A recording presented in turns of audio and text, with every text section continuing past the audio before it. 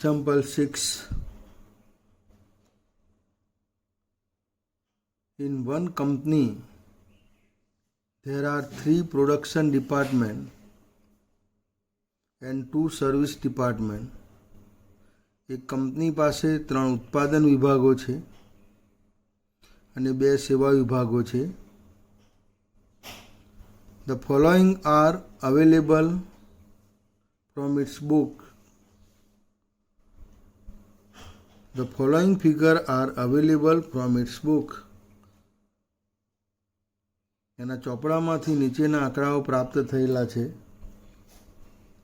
Rent and rates 5,000 rupees, indirect labor 1,500 rupees, depreciation 10,000, power 1,500, general light 600, miscellaneous expenses 10,000. ભાડું વેરા, પરોક્ષ મજૂરી, ઘસારો, પાવર, સામાન્ય વીજળી, પરચુરણ ખર્ચા તમને આપેલા છે. આ ખર્ચાઓને તમારે ફાળવવાના છે. The following was additional information. નીચેની વધારાની માહિતી તમને આપેલી છે. એરિયા ઓક્યુપાઈડ, રોકેલી જગ્યા 2,000, 2,500, 3,000, 200 and 500. રોકેલી જગ્યાના પ્રમાણમાં ભાડું અને જે વેરા છે, ભાડું અને વેરાની ફાળવણી રોકેલી જગ્યાના પ્રમાણમાં કરવાની છે. Rent and rates apportioned over production department and service department on the basis of area occupied.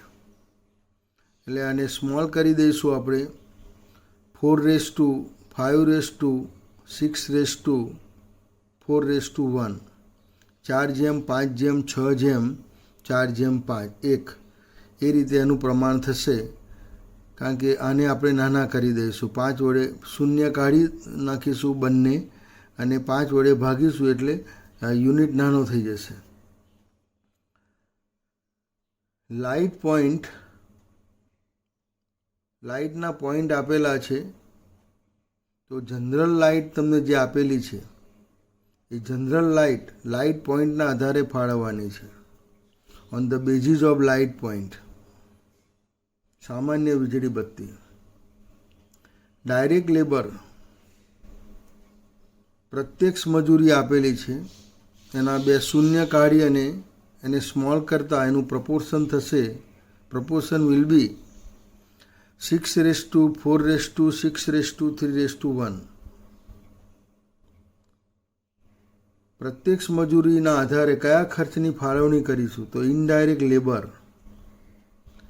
પ્રત્યક્ષ મજૂરીની ફાળવણી માટે ઇનડાયરેક્ટ લેબર, પરોક્ષ મજૂરી 1,500 રૂપિયા ફાળવણી પ્રત્યક્ષ મજૂરીને આધારે કરવામાં આવશે. Next, horse power of machine. મશીનના હોર્સ પાવર આપેલા છે 6:3:5:1. પાવર તમને જે આપેલો છે એ પાવરના ખર્ચની ફાળવણી, expenses of power will be allocated on the basis of horsepower of machine. Cost of machine 3 શૂન્ય કાઢી નાખીશું એટલે 60:80:10:5:5 એનો રેશિયો થશે, પ્રપોર્શન થશે. એનો ઘસારો જે છે એ ઘસારો મશીનની કિંમતના આધારે ફાળવવામાં આવશે. Depreciation will be allocated on the basis of cost of machine. ત્યાર પછી જે ખર્ચ બાકી રહ્યો એની અંદર પરચુરણ ખર્ચ. પરચુરણ ખર્ચ પ્રત્યક્ષ મજૂરીના આધારે ફાળવવામાં આવશે. Miscellaneous expenses will be allocated on the basis of direct labour. આ રીતે દાખલો ગણવાનો છે. પરોક્ષ ખર્ચની ફાળવણી તમારે બધા જ વિભાગો વચ્ચે કરવાની છે. The expenses of service department are allocated as under સેવા વિભાગના જે ખર્ચા છે તે ઉત્પાદન વિભાગો વચ્ચે નીચે પ્રમાણે ફાળવવાના છે. ડી અને ઈ બે સેવા વિભાગ છે. ડીનો લાભ એને મળે છે, બીને મળે છે, સીને મળે છે, ડીનો લાભ ડીને ના મળે, ઈને મળે છે. ડીનો લાભ એને 20% મળે છે. D benefit get to A 20%, to B 30%, to C 40%, to E 10%. ઈનો લાભ એને મળે છે. ઈ benefit give to A production department 40%, B production department 20%, C production department 30%, and D production department 10%. બાકીની 3 લીટી પછી સમજાવીશ. પહેલાં પરોક્ષ ખર્ચની આપણે ફાળવણી કરીએ અને સેવા વિભાગની ઉત્પાદન વિભાગો વચ્ચે ફાળવણી કરીએ. Departmental distribution summary. First distribution, બધા જ વિભાગો વચ્ચે પરોક્ષ ખર્ચની ફાળવણી કરવાની છે. રેન્ટ એન્ડ રેટ્સ, ભાડું અને વેરા, એની ફાળવણીનો આધાર આપેલો છે એરિયા ઓક્યુપાઈડ, રોકેલી જગ્યાના પ્રમાણમાં.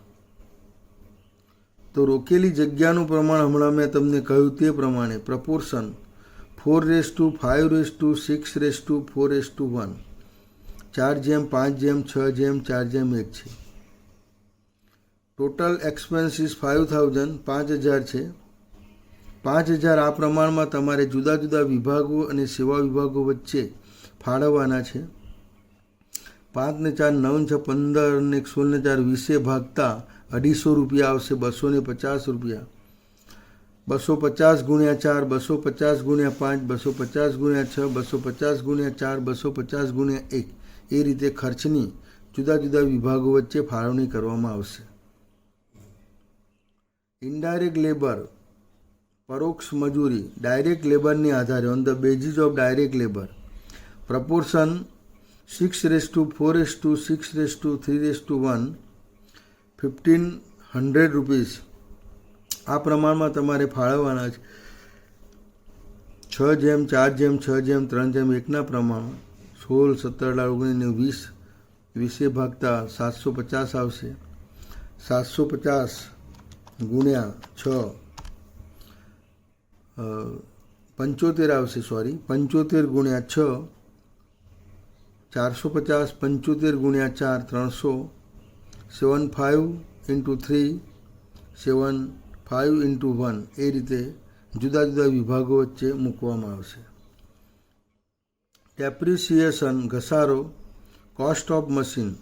Depreciation expenses will be allocated on the basis of cost of machine. મશીનની કિંમતના આધારે એને ફાળવવામાં આવશે. તો એની કિંમતનું પ્રમાણ છે 12:16:20:1:1. 10,000 રૂપિયાને આ પ્રમાણમાં તમારે ફાળવવાના છે. આ પ્રમાણનું ટોટલ કરીને કુલ ખર્ચને ભાગીને ત્યાર પછી પ્રમાણના દરેક એકમ વડે ગુણી દરેક ખાતાની અંદર મૂકવામાં આવશે. જનરલ લાઇટ પોઈન્ટના આધારે on the basis of light પોઈન્ટો આપેલા છે 2:3:4:2:1, 600, 100, 150, 200, 150. Power, horse power on the basis of horse power 6:3:5:1. 1,500 રૂપિયાને આ વિભાગો વચ્ચે ફાળવવામાં આવશે. 600, 300, 500 ને 100 રૂપિયા.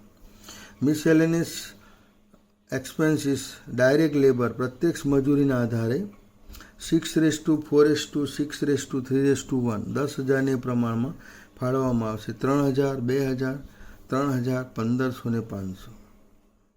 ડાયરેક્ટ લેબર, પ્રત્યક્ષ મજૂરી, only service department.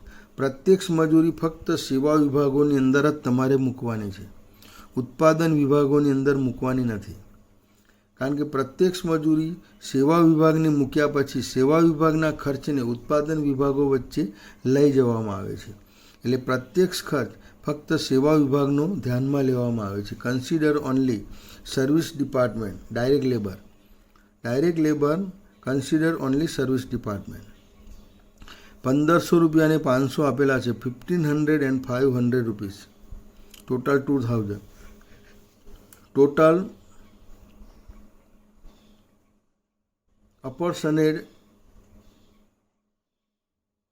overhead expenses production department A 7,550 rupees, production department B 7,200, production department C 9,650, production department D 4,625, service department D 4,625 and service department E 1,575. The total expenses of the service department, સેવા વિભાગના જે કુલ પરોક્ષ ખર્ચા છે તે will be allocated in proportion to the benefit provided. તમને જે લાભનું પ્રમાણ આપેલું છે એ લાભના પ્રમાણમાં એ ખર્ચની ફાળવણી કરવાની છે. સર્વિસ ડિપાર્ટમેન્ટ જે છે એના કુલ ખર્ચા 4,625 છે. ડીનો 1575 છે. તો ડીનો લાભ અને ઈનો લાભ ઉત્પાદન વિભાગોને કેટલો મળે છે એ તમને આપેલું છે. 20%, 30% અને 40%, અને ઈને 10% મળે છે.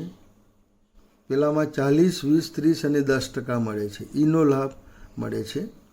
તો આપણે એની ફાળવણી આ રીતે કરીશું. અપોર્શનમેન્ટ ઓફ સર્વિસ ડિપાર્ટમેન્ટ, સેવા વિભાગના ખર્ચની ફાળવણી. Second distribution, production department and service department. Expenses of each department, દરેક વિભાગનો ખર્ચ જે આપણે ટોટલ કર્યું છે તે 7,550, 7,200, 9,650, 4,625, 1,575. Expenses distribution of D service department, 20%, 30%, 40%, 10%.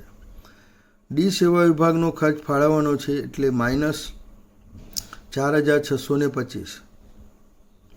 4,625ના 20%, 925. 4,625ના 30%, 1,387. 4,625ના 40%, 1,850 અને 4,625ના 10%, 463 રૂપિયા. આ રીતે એની ફાળવણી કરવામાં આવશે. ત્યાર પછી સરવાળો, next total and next expenses distribution of E service department. E સેવા વિભાગના ખર્ચની ફાળવણી કરીશું.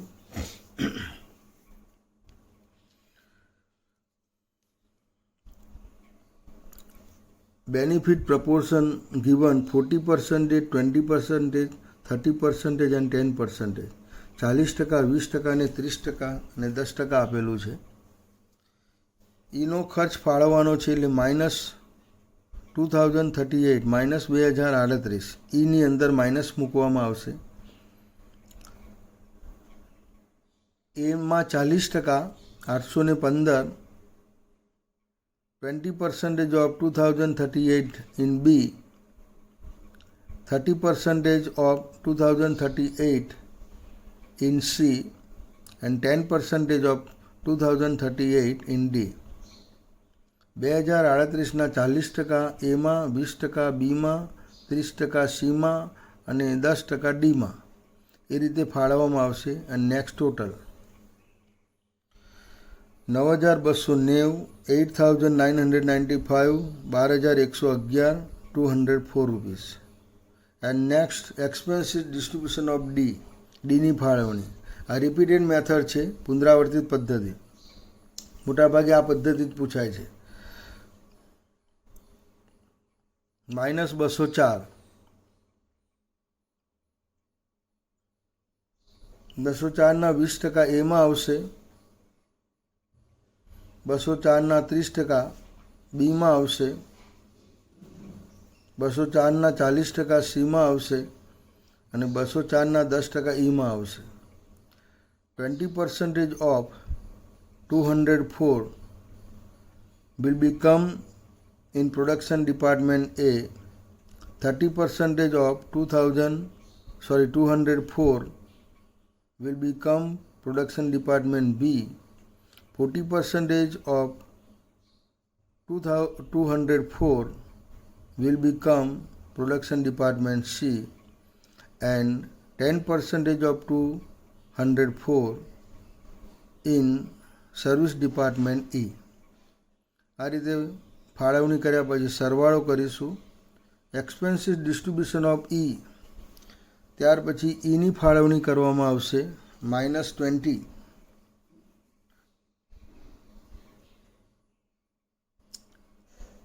40% એમાં,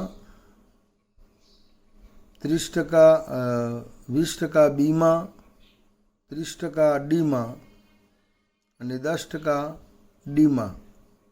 and next expenses distribution of D, 2 rupees, 1 in A, 1 in C. 2 રૂપિયા એની અંદર 1 રૂપિયો આપી દો અને સીની અંદર 1 રૂપિયો આપી દો. ટકાવારી ઊંચી છે એટલે ઉત્પાદન વિભાગને ફાળે આવેલા ટોટલ ખર્ચ apportioned expenses department, production department A 9340, B 9060, C 12200. આ જે ખર્ચા આપેલા છે એ ખર્ચને કલાકો તમને આપેલા છે દાખલામાં. Hours given in example.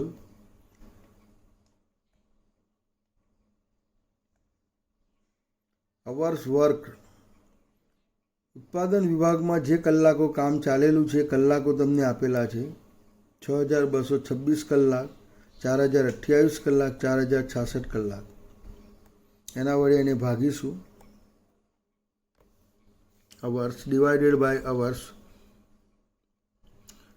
Hours rate of overheads, પરોક્ષ ખર્ચનો કલાક દીઠ દર આવશે 1.50, 2.25 and 3 rupees. 1 કલાક મશીન ચાલે ત્યારે 1 રૂપિયો ને 50 પૈસા પરોક્ષ ખર્ચ આવે છે. બીમાં 1 કલાક મશીન ચાલે ત્યારે 2 રૂપિયા ને 25 પૈસા ખર્ચ આવે છે. સીમાં 1 કલાક મશીન ચાલે ત્યારે પરોક્ષ ખર્ચ 3 રૂપિયા આવે છે. આની અંદર સેવા વિભાગનો ખર્ચ પણ સમાવેશ થઈ ગયો છે. Include with service department expenses. દાખલામાં તમને છેલ્લી 2 લીટી આપેલી છે. If an item is costing ₹50 for raw material, ₹30 for wages. તમને એક વસ્તુની પડતર આપેલી છે. આ પ્રાથમિક પડતર આપેલી છે. માલ સામાન 50 રૂપિયાનો છે અને મજૂરી 30 રૂપિયાની છે.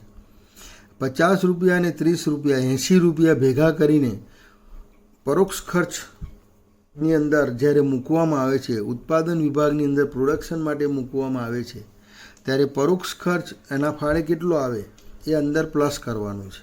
80 રૂપિયાની અંદર તમારે એનો ખર્ચ, બીનો ખર્ચ અને સીનો ખર્ચ, expenses of A department, expenses of B department, expenses of C department, આના ફાળે કેટલો આવે છે એ પ્લસ કરવાનું છે. And it takes 4, 5 and 3 hours each of department A, B and C for completion. આ વસ્તુ તૈયાર કરવા માટે એની અંદર એને 4 કલાક રોકાવવું પડે છે. બીમાં આ 80 રૂપિયા જે જાય છે માલ સામાન અને મજૂરી એની અંદર જાય ત્યારે એને 4 કલાક રોકાવવું પડે છે. સ્ટે 4 hours, બીમાં 5 hours સ્ટે અને સીમાં 3 hours સ્ટે, 3 કલાક રોકાય છે. તો 80 રૂપિયા ઉપરાંત આ 4 કલાક, 5 કલાક અને 3 કલાકનો ખર્ચ એની અંદર ઉમેરવામાં આવશે. Then calculate its cost price, એની પડતર કિંમત તમારે ગણવાની છે. તો 80 રૂપિયા તમને ખબર છે અને 1 કલાકનો ખર્ચ એનો 1.50 છે, બીનો 2.25 છે અને સીનો 3 છે, એટલે કલાક વડે ગુણવામાં આવશે. એટલે ટોટલ કોસ્ટ આ રીતે આવશે. રો મટીરિયલ 50 રૂપીસ, માલ સામાન, વેજીસ 30 રૂપીસ, 30 રૂપિયા, એટલે prime cost 80 rupees. Next overhead જે એક્સપેન્સીસ, પરોક્ષ ખર્ચ એની અંદર ઉમેરવામાં આવશે એટલે આપણને કુલ પડતર મળશે.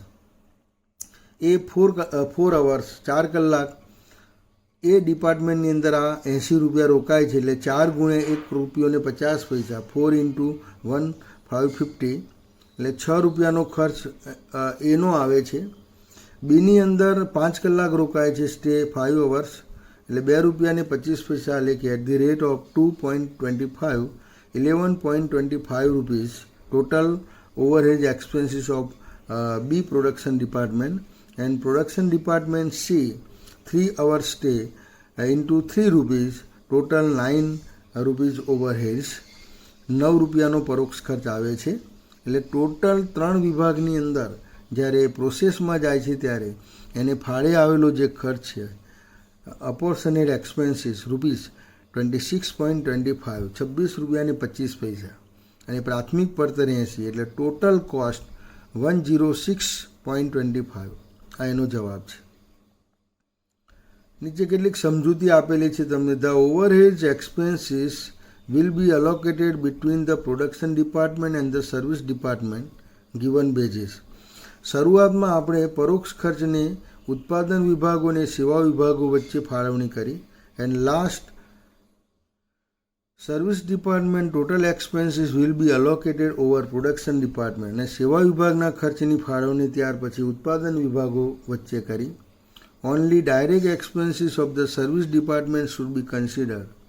ફક્ત પ્રત્યક્ષ મજૂરી સેવા વિભાગની ધ્યાનમાં લેવી જોઈએ. The total expenses of the service department will be allocated in proportion to the benefit provided. સેવા વિભાગના જે ખર્ચ છે એની ઉત્પાદન વિભાગો વચ્ચે જે લાભનું પ્રમાણ આપેલું છે એના પ્રમાણે આપણે ફાળવણી કરી છે. The total cost of each department will be divided by working covers. અને દરેક વિભાગનો જે કુલ ખર્ચ છે એ ખર્ચને કલાકો વડે ભાગી આપણે કલાક દીઠ દર શોધેલો છે.